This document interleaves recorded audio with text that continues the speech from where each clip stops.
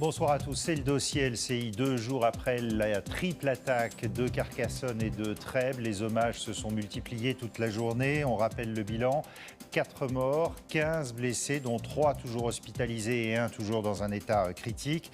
Le village de Trèbes qui évidemment s'est recueilli ce matin et une semaine de deuil a été annoncée. Et ça dépasse le département de l'Aude, partout en France, des fleurs, des gestes de solidarité devant les gendarmeries pour saluer le courage du lieutenant-colonel Arnaud Beltrame, lui qui a donné sa vie pour sauver celle d'un otage. Sa famille s'exprime aujourd'hui, témoignage exceptionnel recueilli par les équipes d'LCI et de TF1. On va écouter son frère Damien Beltrame, témoignage poignant, regardez. C'était, si vous voulez, l'action qu'il a faite, sa toute dernière action était très représentative de l'homme qu'il était. C'est quelqu'un qui était vraiment là d'abord pour son pays, d'abord pour les autres, si vous voulez. C'est pour ça qu'il était militaire et gendarme, c'est clairement, c'est tout à fait Arnaud. Et donc c'est quelqu'un qui était là pour aider les autres. Sa vocation, c'était vraiment plus qu'une profession et un métier, c'est vraiment sa vocation première, c'était d'être là pour protéger le pays, aider les autres. Voilà, c'était tout simplement ça. Et plus précisément quel genre d'homme il était, c'est quelqu'un qui était extrêmement passionné en fait, si vous voulez. Quoi qu'il faisait, il était passionné par tout ce qu'il faisait. Voilà, il était passionné par tout ce qu'il faisait. Et c'est quelqu'un qui a une énergie débordante. Voilà. Donc en fait, c'était une personne qui était capable, si vous voulez, de donner un coup de pied dans la fourmilière pour faire changer les choses. En fait, par rapport à sa carrière, à chaque fois qu'il a changé de poste, à chaque fois il a mis en place de nouvelles choses, de nouvelles étapes. Par exemple, à Avranches, je sais qu'il avait vraiment modifié il avait modifié complètement le fonctionnement, le fonctionnement de la caserne. Et donc voilà, c'était quelqu'un qui était là pour sa famille, pour ses amis, mais vraiment aussi pour son pays, principalement même, en premier lieu pour son pays. C'était un vrai patriote. Je pense que le terme patriote qui aujourd'hui, parfois, ne veut plus trop dire grand-chose, Arnaud Beltrame était vraiment un patriote. Avec une volonté aussi d'aider les autres, peut-être Exactement, oui, d'aider les autres, d'aider son prochain. Moi, je sais que, un truc un peu plus personnel, mais je sais que quand j'avais été accidenté il y a environ une quinzaine d'années, ma mère m'avait effectivement beaucoup aidé, mais Arnaud était là.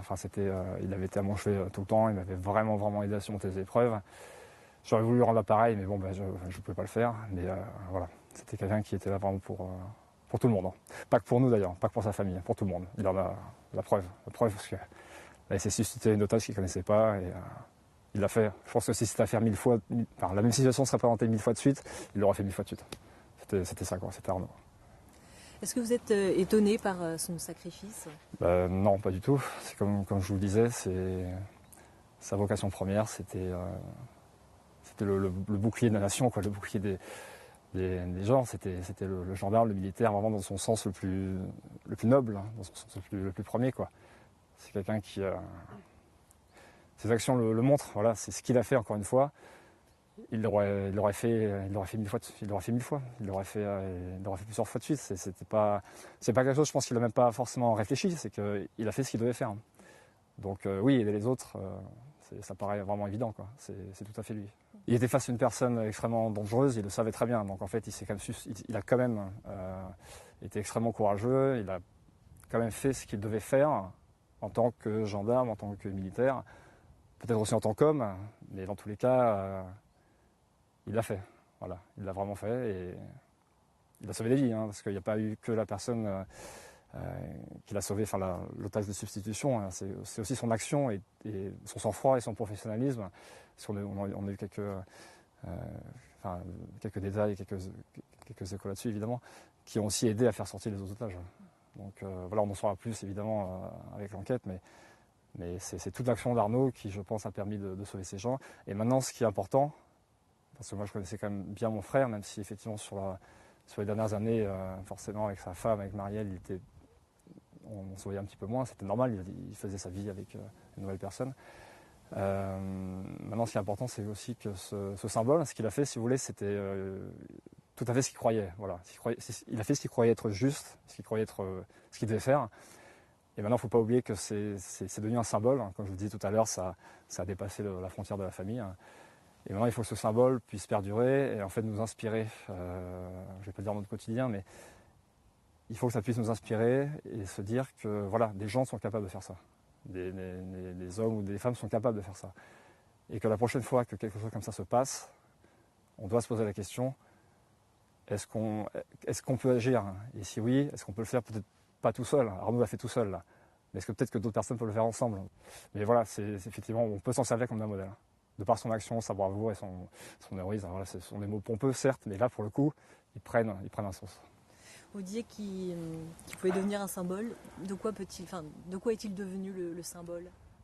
Alors c'est vrai que là, on a vu sur les médias, les réseaux sociaux, le monde entier, c'est quelque chose qui a vraiment complètement explosé. Que tout le monde, ce que je disais aussi, c'est que voilà, maintenant tout le monde s'est un peu accaparé son acte et son symbole. Donc je pense qu'il faut, j'aimerais en tout cas qu'Arnaud devienne le symbole de la, de la détermination, du combat, de la lutte en fait, si vous voulez, de ne pas laisser le mal s'instaurer, d'agir en fait, de l'action. C'était vraiment un homme d'action. Et je pense que c'est ça le plus important, c'est se battre, ne pas se laisser faire, ne pas se laisser avoir, agir. Quel qu'en soit le prix dans le cas d'Arnaud, on n'est pas tous obligés de penser comme lui, de donner sa vie, c'est pas ça le truc, c'est que voilà, juste ne pas se laisser faire. Quel était son engagement pour la gendarmerie? Son engagement total, 100%. Voilà, il y avait pas. C'était d'abord la gendarmerie, après sa famille, lui-même, etc. Moi, j'ai déjà entendu Arnaud dire que oui, il pourrait donner sa vie pour la patrie, en fait. C'était quelque chose qui était admis chez lui, quoi. C'était quelque chose, il y pensait, quoi. C'est pour ça. Sa vocation, en fait, si vous voulez, cette vocation, elle est depuis vraiment tout petit. Je pense que ma mère en parlera plus, parce que Arnaud et moi, on a 8 ans d'écart, donc voilà. Mais c'était vraiment depuis. J'ai toujours connu Arnaud comme étant, un militaire, un homme d'action, enfin même un enfant, mais un homme d'action. Quelqu'un qui agissait, quoi. Depuis tout petit? Depuis tout petit, j'ai toujours connu comme ça. J'ai pas connu d'autres hommes que Arnaud comme ça. Voilà, c'était vraiment le symbole de l'action, de la personne qui essaie de faire changer les choses et qui prend les choses à bras le corps. Voilà, qui fonce, qui y va, quoi. C'est ce qu'il a fait, il a été. Et agir pour la patrie aussi. Et agir pour le pays, la France, la nation, des valeurs. Hein. Je parle du pays, mais il n'y a pas que ça. Il y a plein de principes et de valeurs. C'est un homme plein de valeurs morales, droiture, plein de bonnes choses, quoi. Justement, oui, quelles étaient ces valeurs? Les valeurs, c'était ça, c'était, comme je vous disais, donc, aider son prochain, respecter ses engagements, faire bouger les choses, agir, le respect. Voilà, tout ça, quoi, c'est un cocktail qui faisait qu'Arnaud était un homme de principe, un homme droit et courageux, brave, qui n'a pas hésité aussi à faire des choses dans sa vie, dans sa carrière. Il a fait, je vous laisse le côté, effectivement, plus le côté gendarme ou d'autres personnes en parleront mieux que moi, mais effectivement, il me racontait des fois des choses où effectivement c'était très, très dur ce qu'il faisait, ce qu'il devait faire, ses entraînements, ses certaines missions. Il ne peut pas en parler tout le temps, hein, mais il a été vraiment très loin, quoi. Il a fait beaucoup de choses. Et là, il nous a prouvé qu'effectivement, il était aussi capable d'aller encore plus loin et de faire don de sa vie pour sauver les gens et aider les pays, quoi, dans la lutte qu'on connaît, quoi. Comment vous avez appris la nouvelle? Ça s'est passé comment? Ça s'est passé très vite. En fait, c'est ma mère qui m'a appelé en me disant qu'il se passait quelque chose. J'ai regardé très rapidement sur Internet. Ensuite, la gendarmerie m'a contacté pour me dire qu'effectivement mon frère était blessé. Donc là, je savais qu'en fait, sa femme était à Paris, il n'était pas encore au courant, on n'allait pas la joindre. Donc quand j'ai appris effectivement la nouvelle, j'ai pris juste mon portefeuille, un sac, et j'ai couru. J'étais très très vite à la gare de Lyon pour essayer de la récupérer, parce que je voulais surtout pas qu'elle la prenne en fait dans le train toute seule. Et en fait, effectivement, la gendarmerie avait déjà dépêché des gendarmes et j'ai pu du coup la récupérer. Et puis on a été les premiers, Marielle et moi, à arriver sur les lieux et à pouvoir, enfin les premiers de la famille, je parle, arriver sur les lieux et à pouvoir aller au chevet d'Arnaud. Il était encore en vie à ce moment-là, effectivement.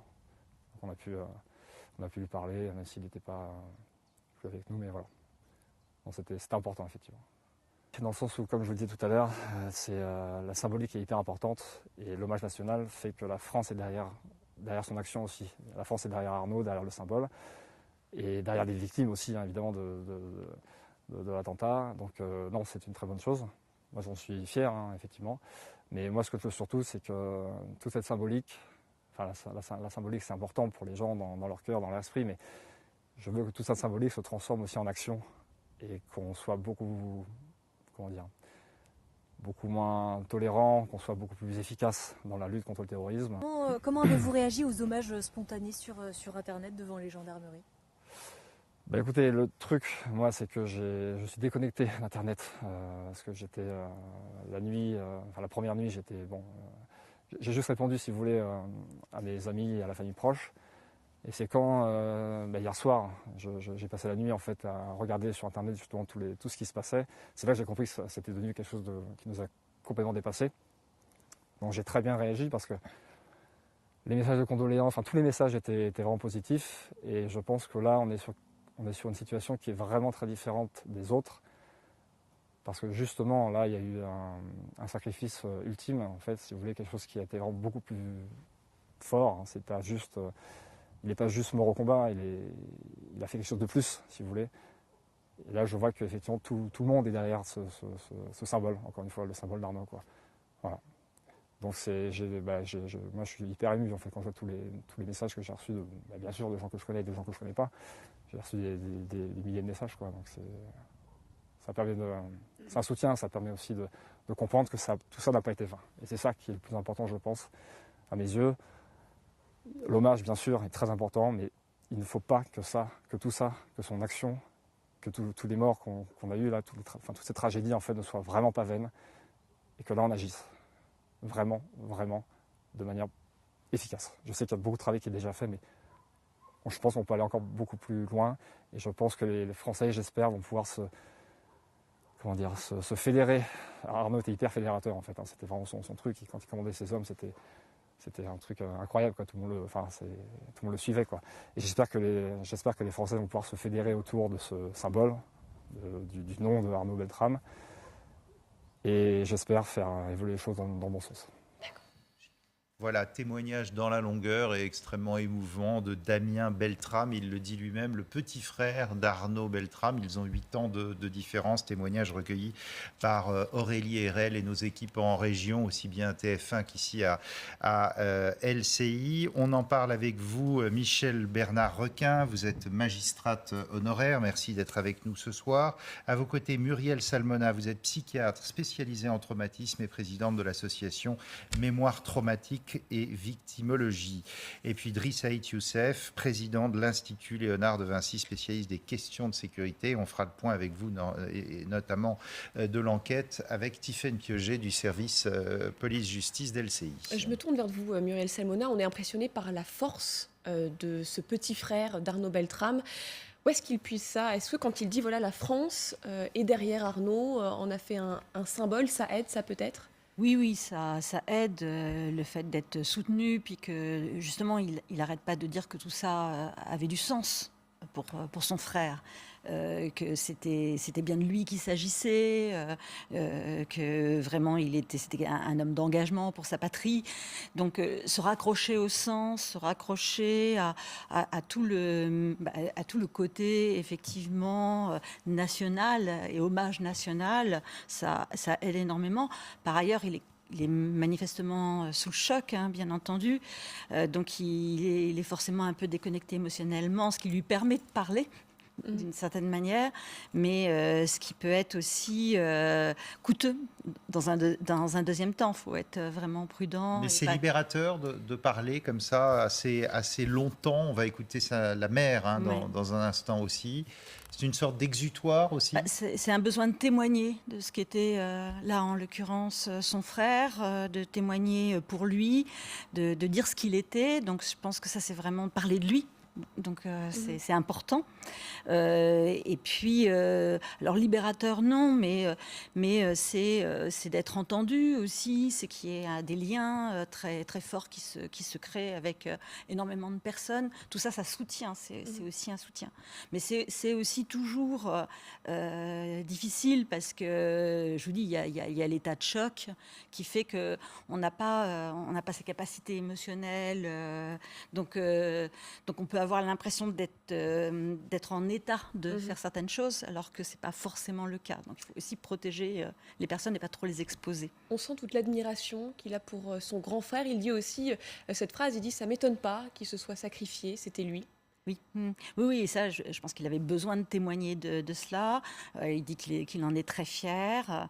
Disons que c'est cohérent par rapport à qui était son frère, c'est cohérent par rapport à son engagement. Et c'est vrai que la recherche de sens, c'est quelque chose d'important face à une situation aussi intolérable, aussi impensable que les actes terroristes.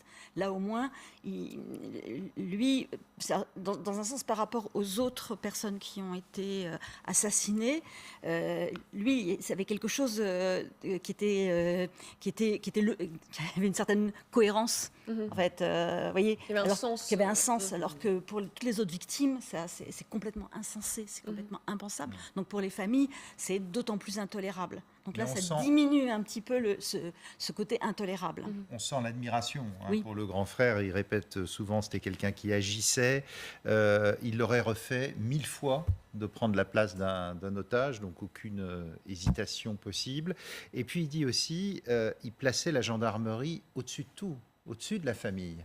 Oui, enfin, il ne dit pas que c'était au-dessus, mais que ça avait vraiment beaucoup d'importance, qu'il donnait beaucoup pour sa famille, mais que c'était là où il était vraiment engagé totalement. Alors il dit aussi à quel point il veut que ce soit un symbole, effectivement, le sacrifice de son frère, mais que ce soit un symbole pour mieux lutter aussi contre les terroristes, pour que ça s'arrête. Bon, jamais plus ça, en fait. Oui. Il y a aussi cette dimension-là, je pense, dans ce témoignage. Parce qu'il le dit, il le répète. Il faut plus laisser passer. Il faut pas agir. Pas de sacrifice en vain. Voilà, pas de sacrifice en vain. Ça, je pense que c'est aussi dans le cadre du sens de ce qui s'est produit et de l'assassinat de son frère. Ça, c'est un élément vraiment essentiel. Alors les hommages, en tout cas, se sont multipliés tout le week-end. Il y a eu une messe à Trèbes, ce village, donc où ça s'est passé ce matin. Et puis dans les gendarmeries, un peu partout en France, mais à Carcassonne aussi, évidemment, les hommages, là encore, se multiplient. C'est là qu'on vous retrouve, c'est la Bougriou. C'est que le début, finalement. Il y a toute une semaine de recueillement qui commence. Oui, parce que la semaine va être ponctuée de 3 temps forts. D'abord, jeudi, un autre hommage religieux, une veillée de prière à l'occasion du Jeudi Saint. Des prières qui seront faites en direction, bien sûr, des victimes de ces attentats, mais aussi des blessés. Vendredi, il y aura les obsèques des victimes. Samedi prochain, c'est une marche blanche qui sera organisée. Une marche blanche qui a été autorisée par la préfecture, qui devrait commencer à 11h à Carcassonne. L'auteur de cette marche, la personne qui a mis en place cette initiative, a dit qu'il voulait cette marche pour apaiser les esprits, pour rendre un peu de paix et surtout pour ne pas que Carcassonne et Trèbes restent entachés par ces événements dramatiques. Nous avons discuté également avec le maire tout à l'heure, qui nous a déclaré qu'il organiserait une semaine, en fait, que cette semaine serait une semaine de deuil, qu'il n'y aurait pas d'activité sportive ni d'activité culturelle. Revenons, si vous le voulez bien, sur la journée qui vient de s'écouler. Il y a bien sûr eu tout à l'heure la messe des rameaux, qui a été l'occasion pour le prêtre de rendre un hommage appuyé à ces 4 victimes et à prier pour eux. Et puis il y a également ce lieu qui est devenu un lieu de recueillement. Nous nous trouvons ici devant la caserne dans laquelle officiait le lieutenant-colonel. Regardez, des centaines de fleurs, des drapeaux tricolores, des poèmes, des mots de soutien aux familles de ces victimes, et notamment donc du lieutenant-colonel, et puis surtout des mots d'enfants très émouvants, avec un mot qui revient à chaque fois: merci. Merci beaucoup, c'est la Bougriou, avec Julie Janus à vos côtés. Des témoignages et des hommages comme cela, on les a retrouvés également dans plusieurs gendarmeries, jusqu'en Bretagne, d'où était originaire Arnaud Beltrame. Michel Bernard-Requin, vous avez déjà, dans votre carrière de magistrate, assisté à une telle émotion, à une telle pluie d'hommages de la France entière pour un homme devenu un héros? Très franchement, à titre personnel, non. Mais ce qui me frappe dans ce que je vois là, c'est qu'au fond, on a un homme qui était dans la haine téléguidée, peut-être par Daesh, téléguidée en tout cas par les réseaux sociaux et ce qu'il a pu y trouver comme message de haine et mortifère. Et cet homme, il était complètement dans l'amour. Ce qui me frappe, c'est puisque vous disiez un hommage national, c'est vraiment ça, c'est une émotion collective immense, parce que cet homme, il est dans l'amour. Deux caractères de à son l'opposé. métier, voilà, opposé. Vraiment, la haine et l'amour, on peut vraiment faire l'opposition là. Et c'est très bien, parce que les terroristes qui veulent nous intimider, nous déstabiliser par la terreur, vont voir se lever cette fois une nation tout entière. Je pense qu'on ne va pas trouver là, compte tenu de ce qui vient de se passer, du fait que cet homme a témoigné de son amour pour sa patrie, pour son devoir, mais aussi de son amour de l'autre. Il prend la place de quelqu'un. On va voir peut-être se ressaisir certains esprits faibles ou qui se trompaient et qui disaient mais au fond les lois ça sert à rien.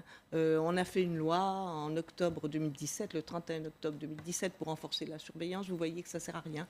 Et puis au fond peut-être qu'on tient un discours trop anti-musulman ou anti-ceci, anti-cela.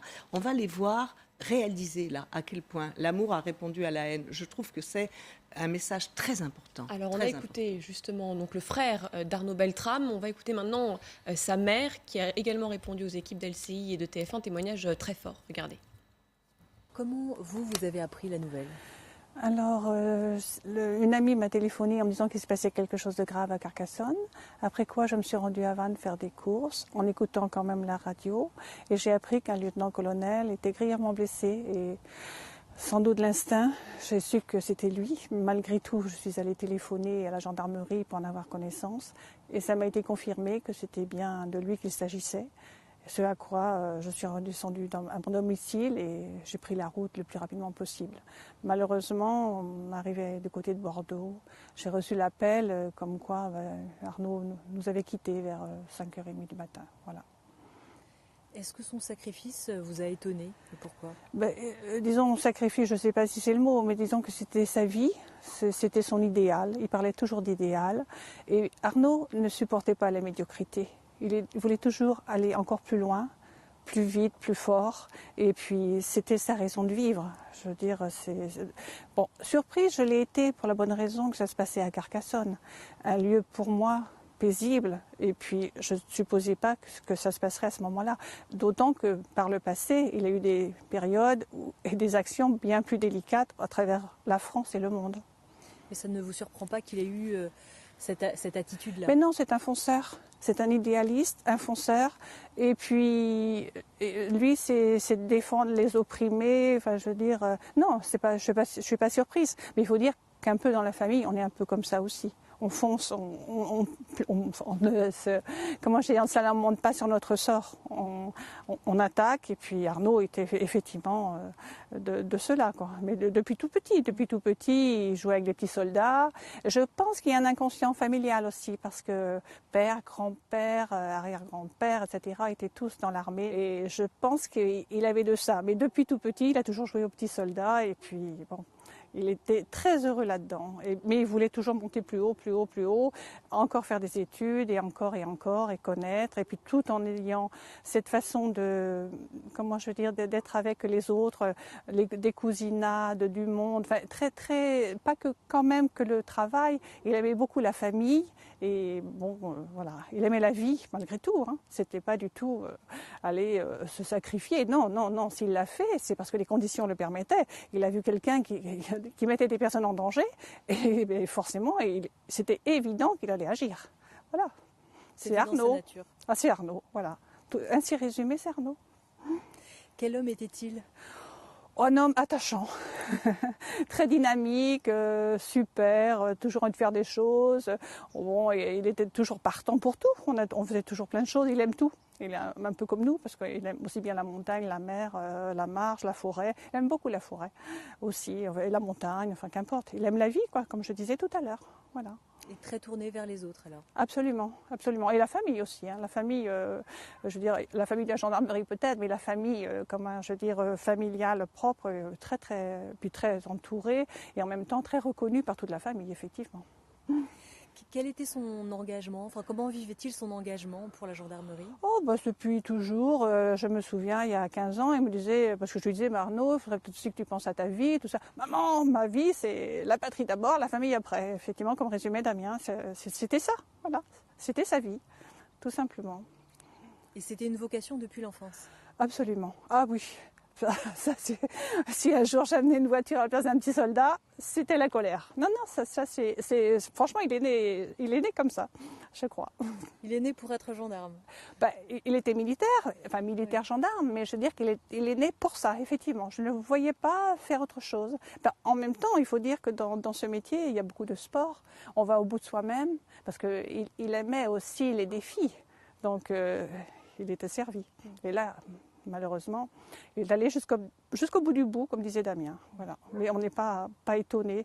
Et effectivement, pour continuer, sachant qu'il n'aimait pas la médiocrité, bon, on a envie que son geste serve, que effectivement, on pourrait aussi dire que quand les gens se font agresser dans le métro, dans les trains et tout ça, si les gens se mettaient à plusieurs et qu'on cessait d'être dans cette passivité, on s'en sortirait peut-être mieux. Être citoyen aussi, tout simplement. Moi, c'est ce que je fais. Il suffit d'aider les autres autour de soi. Il n'y a pas besoin d'être gendarme non plus pour ça. En tant qu'humain citoyen, on peut très bien agir. Mais lui aimait aider les autres? Oui, aussi. Mais, je veux dire, peut-être plus parce que son métier lui permettait d'aller au-delà. Mais bon, je pense que c'est ça aussi. Ce sont des valeurs humaines avant tout. Donc il y a une proposition d'hommage national du président. Est-ce que c'est quelque chose que vous souhaitez? Moi, je souhaite, mais pas... Je souhaite surtout pour le symbole que ça va apporter. Qu'on n'ait pas décidé en France à se laisser faire et que... Je veux dire, ça réunisse tout le monde et que son geste, effectivement, j'ai envie de dire qu'il ne soit pas non plus mort pour rien. Que ça nourrisse de choses paisibles, du vivre ensemble, de tout ce que les gens se prennent conscience qu'il y a du danger, mais qu'on ne soit pas des fuyards, quoi, qu'on essaie d'affronter aussi les risques qu'on encourt actuellement en France et ailleurs. Comment vous avez réagi aux hommages spontanés sur Internet devant les gendarmeries? Je regarde pas. Je regarde pas tellement. Vous savez, je suis très occupée pour l'intendance et tout ça. Est-ce que c'est touchant de voir qu'il y a des gens qui se...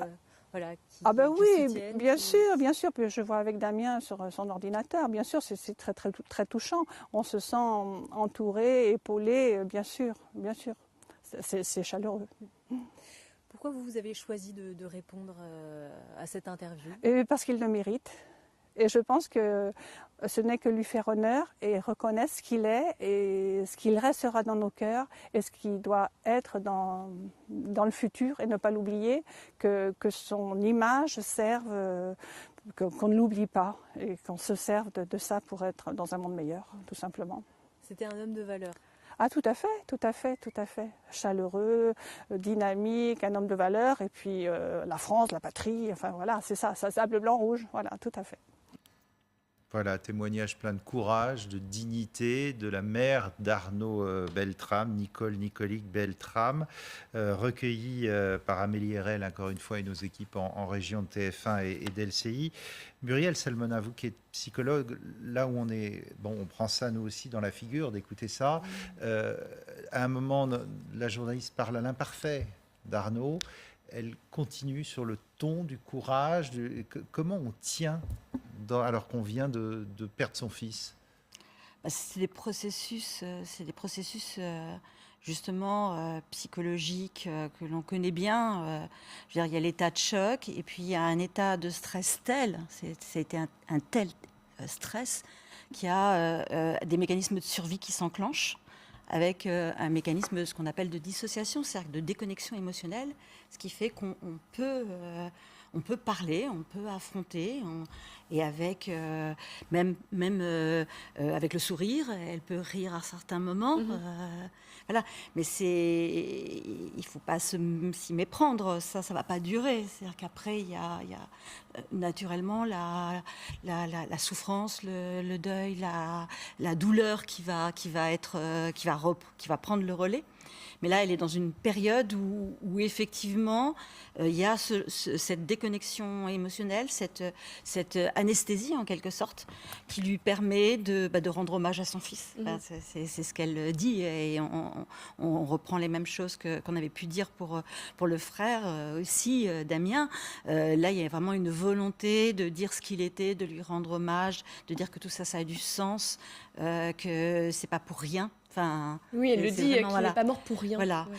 Et puis c'est vrai qu'il y a aussi cette notion de symbole où effectivement, comme on le disait tout à l'heure, alors que Daesh, les terroristes prônent la mort, là c'est prôner des valeurs, la vie, la sécurité des gens et de remettre de l'humain avec vraiment cet héroïsme. Mais on l'a vu aussi dans les autres attentats. À chaque fois, ça avait une fonction très importante, tous les actes héroïques, parce que du coup ça permet d'arrêter de désespérer de l'humain, parce que sinon les actes terroristes ça fait désespérer. Si ça c'est possible, comment vivre dans ce monde-là? Et là non, il y a des actes héroïques qui sont possibles, et là sa mère veut être porte-voix pour son fils. Driss Youssef, une réaction aussi là-dessus. On a besoin d'un héros, comme le disait Muriel Salmona. C'est sûr qu'on a besoin d'un héros, et en particulier dans ces temps relativement durs, de se raccrocher finalement à quelque chose, parce que c'est ce héros qui va donner une certaine forme d'espoir dans ce combat que nous menons, mais qui est un combat très difficile, puisque c'est un combat aussi contre une idéologie, contre une organisation terroriste, et qui diffuse dans notre pays une idéologie mortifère. Et je pense que ce sacrifice d'un courage assez extraordinaire va aussi nous permettre un peu ce sursaut républicain. Ce que finalement vous disiez, Madame Juge, c'est ce qu'attend une partie de la population française.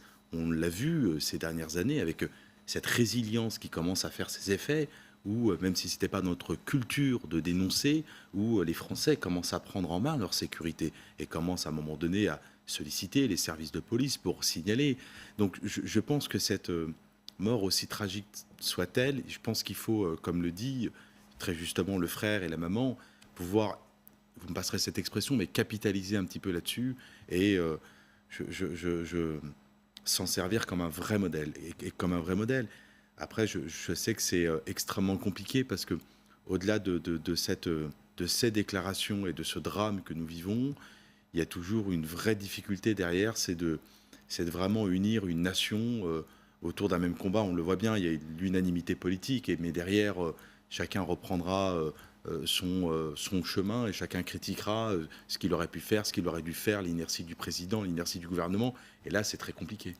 Mais là, j'allais dire, les islamistes, les terroristes, les morbides sont totalement ridiculisés. Il y a une aversion complète, c'est-à-dire comme disait Michel Bernard Requin, les petits jeunes qui étaient encore entre deux eaux, etc.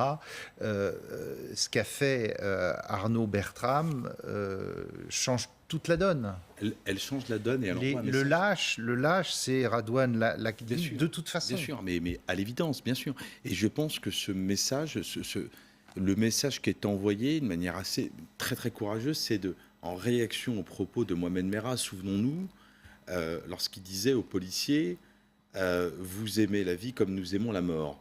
Et là, cet officier supérieur envoie un message, oui, nous aimons la vie, mais nous sommes prêts à nous sacrifier pour sauver d'autres vies. Et ça, c'est assez extraordinaire. Il est devenu une sorte de symbole, Arnaud Beltrame, le symbole de la résistance face à l'horreur djihadiste. Oui, effectivement. Et puis on a besoin d'un symbole comme ça. Par ailleurs, il faut faire très attention. Elle-même le dit, que son image serve. Voilà. Quand notre journaliste dit à la fin pourquoi vous avez accordé cette interview, oui. Elle dit mais parce que ça sert. Voilà. Et ça, je pense qu'il y a vraiment cette dimension qui est vraiment très importante, que ce soit chez la mère ou le frère d'Arnaud Beltrame.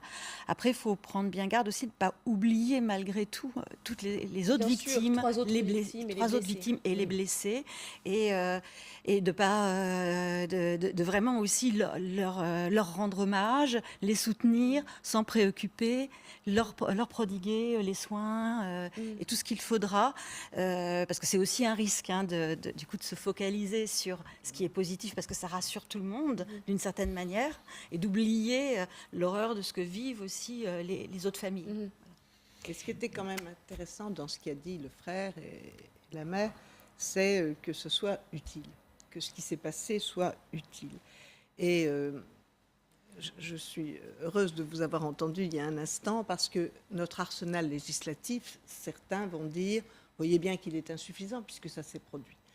On sait qu'on ne pourra pas éviter à 100% des actes terroristes. Mais est-ce que nous savons combien d'actes terroristes ont été évités depuis qu'il y a la loi d'octobre 2017? Il y en a eu 20 l'année dernière, 2 depuis. Voilà, mais on ne nous donne pas les détails, parce que si on nous les donnait, ça serait, comment dire, préparé à l'inefficacité des surveillances. Mais cette loi, je l'ai toujours approuvée, même si elle rogne un petit peu les libertés individuelles, mais elle permet de fermer des mosquées, elle permet de surveiller qui vous consultez par Internet, elle permet de vous assigner à résidence, certes dans la commune, mais c'est quand même mieux que rien. Elle permet pas mal de choses. Alors, elle n'a pas évité ceci, mais elle en a peut-être évité beaucoup d'autres.